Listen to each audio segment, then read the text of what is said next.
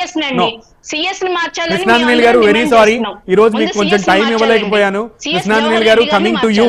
ఇంత time wait చేసి చక్కగా పేషెన్స్ గా ఉన్నందుకు ప్రత్యేక ధన్యవాదాలు. సో ఈ రోజు ఇప్పుడు మీరు ఇందాక మిమ్మల్ని ఒక ప్రశ్న అడిగి చాలాసేపు వెయిట్ చేయించా.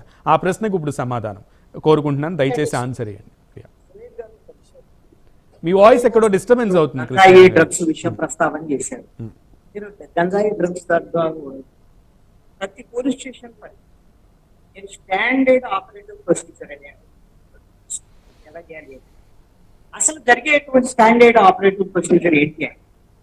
ఆ పోలీస్ స్టేషన్ పరిధిలో జేబు దొంగలు, ఆ పోలీస్ స్టేషన్ పరిధిలో కంటిన్యూస్ గా దొంగతనాలు చేసేది, అక్కడ గంజాయి అమ్మేది ఏ ప్రాంతాల్లో, అదేవిధంగా కొట్లాటకు సంబంధించినటువంటి ఇవన్నీ కూడా పోలీసులు ఖచ్చితమైన సమాచారం. పోలీసులు కూడా నాకున్నటువంటి ఖచ్చితమైన సమాచారం మేరకు నెలవారీ మామూలు తీసుకునేటువంటి విధానం ఆంధ్రప్రదేశ్ లోనే కాదు భారతదేశ వ్యాప్తంగా చోట్ల పాయింట్ టు బి నోటెడ్. ఇది ఒక పోలీస్ స్టేషనే కదండి, ఎంఆర్ఓ ఆఫీస్ లో మొత్తము ఎవరైతే ల్యాండ్ గ్రాబర్స్ ఉన్నారో ల్యాండ్ సంబంధించిన ఎంఆర్ఓ ఆఫీస్ లో వాళ్ళకి తెలుసు, వాళ్ళకే పొందు అవుతా ఉంది. అదేవిధంగా అధికారులు, అదేవిధంగా దొంగలు, దోపిడీదారులు అందరూ కుమ్మక్కై పంచుకున్నటువంటి పరిస్థితుల్లో వీళ్ళకి రాజకీయ నాయకులు సపోర్ట్ అండి. మొత్తం వీళ్ళందరూ ఒక మాట చెప్పాలి అంటే తోడు దొంగల బ్యాచ్, ఒక చైన్ లింక్. అందరండి రాజకీయ నాయకులు, నేను అందరిని అననండి, కొందరు మంచోళ్ళు కూడా ఉండొచ్చు, ప్రతి వ్యవస్థలో మంచోళ్ళు చెడ్డోళ్ళు, కానీ ఎక్కువ మంది చెడ్డవాళ్ళు ఉన్నారు అనేటువంటి మాత్రం నిజం. అయినా సరే మరి ప్రజలు ఎందుకు దీన్ని భరిస్తున్నారు అంటే ప్రజల్లో ఉండేటువంటి విధానం ఏంటంటే ప్రజలు కరప్షన్ కూడా అలవాటు పడిపోయారు. మీరు వాళ్ళు డబ్బులు ఇచ్చి లంచం ఇచ్చి పని చేయించుకోవడానికి అలవాటు పడ్డారు. ఎందుకోసం అంటే నాకు పని జరిగితే చాలు, నేను డబ్బులు ఇవ్వడానికి. అంటే డబ్బులు తీసుకొని కూడా పని చేయకుండా వేధింపులు గురి చేసేటువంటి వాళ్ళ మీదే ఇక్కడ కోపం. ఏసీబీకి దొరికే వాళ్ళు వీళ్ళందరూ ఎవరాయంటే డబ్బులు తీసుకొని ఇంకా కావాలి ఇంకా కావాలని అడిగి. ఇది ఒక విధానం. రెండవది, మీరు డబ్బులు పంచేటువంటి సమస్య. మీరు డబ్బులు పంచుతా ఉంటారు, ప్రతి వార్డు లో మీరు బూత్ లెవెల్లో అన్ని పార్టీల వాళ్ళు ఉంటారండి. ప్రధానంగా అధికార వైఎస్ఆర్ కాంగ్రెస్ పార్టీ వాళ్ళు ఉంటారు, ప్రతిపక్షంలో ఉన్నటువంటి తెలుగుదేశం, జనసేన, బీజేపీ వాళ్ళు ప్రతి వార్డులో 2 పార్టీల వాళ్ళు ఉంటారు. మరి 2 పార్టీల వాళ్ళు డబ్బులు పంచేటప్పుడు మీరు గమనించండి, కేవలం 2 డేసే పంచుతారండి.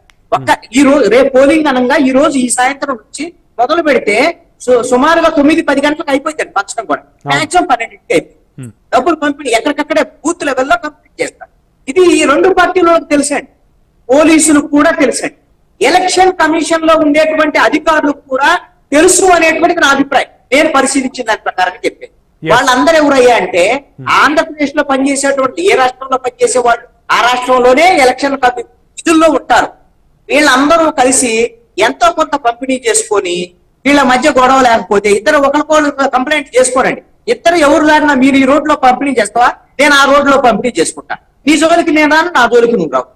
ఈ విధమైనటువంటి ఒక కాన్సన్ట్రేషన్ పెట్టుకొని వాళ్ళిద్దరు ఒప్పందం చేసుకొని పంపిణీ చేసుకున్నటువంటి పని.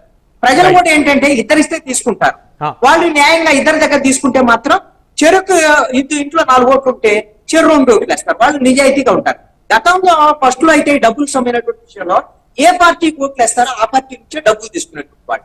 కానీ ఏం జరిగింది, ఈ పార్టీ నుంచి తీసుకున్న తర్వాత ఇంకో పార్టీ నుంచి వద్దాను అనుకో, అతను నాకు ఓటు వేయలేదు అని ముందే తెలిసిపోతారు.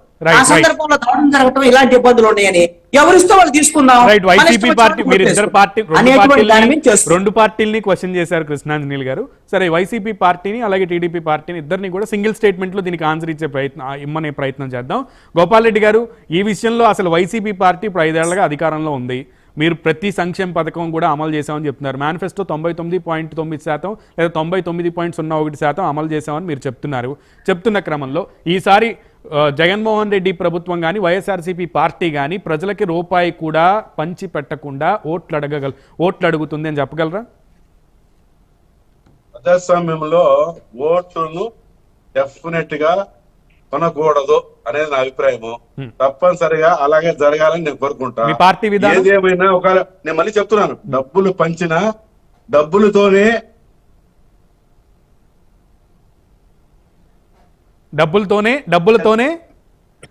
సమస్యలు ప్రమాణమైన తెలివి నిష్ణాతులు తప్పనిసరిగా ఏ పార్టీ ప్రజలకు పేదవాళ్ళ పక్క వెంటుంటుందో వాళ్ళకి సేవ చేస్తాదో, ఎవరైతే నాయకుడిగా ఎస్టాబ్లిష్ అవుతారో అని ఉంటారు. సరే, ఒక చిన్న సవరణ సార్. పవన్ కళ్యాణ్ గారు అనమాట, నాదే పెద్ద పోలా 2 పదాలు. పవన్ కళ్యాణ్ గారు ఈ మధ్య యాక్సెప్టబుల్ కరప్షన్ అయితే పర్వాలేదు అన్నాడు. అంటే ఒక ఆధార్ కార్డు మీ మంత్రి గారు కూడా అన్నారు గిఫ్ట్లు ఇస్తే తీసుకోవచ్చు, లంచాలు అడగండి అని. రైట్ రైట్, ఈ మాటలన్నీ కామన్ అండి. నో అంటే అది ఉండొచ్చు అని చెప్తే సార్, మీ నాయకులు, మీ మంత్రి గారు, IT minister, sorry INPR minister గా ఉన్న పేర్ని నాని గారు కూడా చెప్పారు, అధికారులు ప్రజలు గిఫ్ట్ ఇస్తే తీసుకోండి, లంచాలు తీసుకోండి. నో నో, మీరు మాట్లాడేటువంటి వరుణ్ గారు ఒక స్టేట్మెంట్ లో మీరు టీడీపీ నాయకులు ఈసారి ప్రజలకి డబ్బులు పంచకుండా ఓట్లు అడుగుతాం, కూటమి ఉమ్మడిగా ముందుకెళ్తున్న క్రమంలో మా మేనిఫెస్టో చూపించే మేము ప్రజలకి డబ్బులు పంచకుండా మేనిఫెస్టో చూపించే ఓట్లు అడుగుతాం అని చెప్తారా?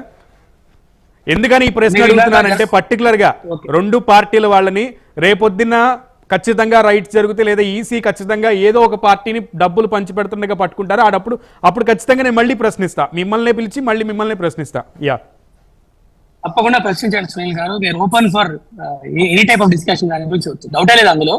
డెమోక్రసీలో మీరు ఇందాక జనసేన గారిని, సుజాత గారిని ఒక ప్రశ్న అడిగారు, మీ పార్టీ క్లీన్ పాలిటిక్స్ మీద.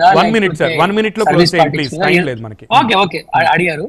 ఇవాళ జనసేన పవన్ కళ్యాణ్ గారికి ఆ ఇమేజ్ ఉందంటే, జనసేన పవన్ కళ్యాణ్ గారు చంద్రబాబు నాయుడు లాంటి వ్యక్తితో కలిసి ప్రయాణిద్దామని 2వ సారి నిర్ణయించుకున్నారంటే, చంద్రబాబు నాయుడు గారికి ఎన్నికల నియమావళిలో, ప్రజాస్వామ్యంలో ఎటువంటి పాలిటిక్స్ చేస్తారనే ఇమేజ్ ఉందని మీరు ఊహించుకోవాలి. నా ప్రశ్నకి సమాధానం మీరు ఆమె అడిగిన ప్రశ్నలోనే ఉందండి. రైట్ రైట్, అటువంటి క్లీన్ ఇమేజ్ ఉన్న పవన్ కళ్యాణ్ గారు చంద్రబాబు మీరు అంత క్లీన్ ఇమేజ్ తో ముందుకెళ్తున్నారు. వైసీపీ పార్టీ ప్రజాస్వామ్యానికి సంబంధించి ఎండింగ్ అండి. Yeah please.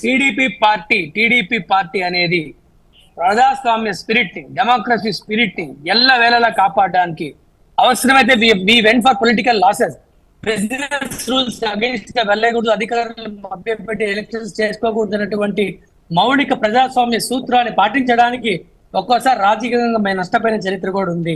ఈ రాష్ట్ర ప్రజలకు తెలుసు. ఏం చేసినా గెలవాలనేటువంటి సిద్ధాంతం మాది కాదు.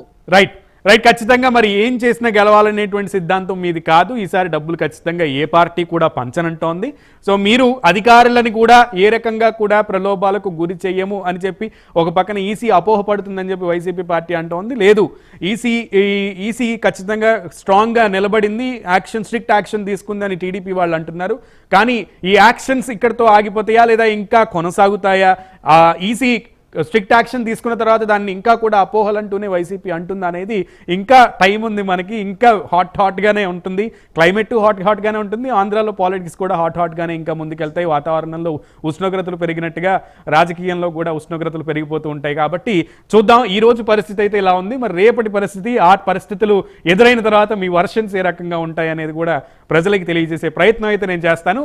ఈ రోజు డిబేట్లో పాల్గొన్నందుకు వరుణ్ గారికి, అలాగే గోపాల్ రెడ్డి గారికి, సుజాత గారికి అండ్ కృష్ణాంజనేయులు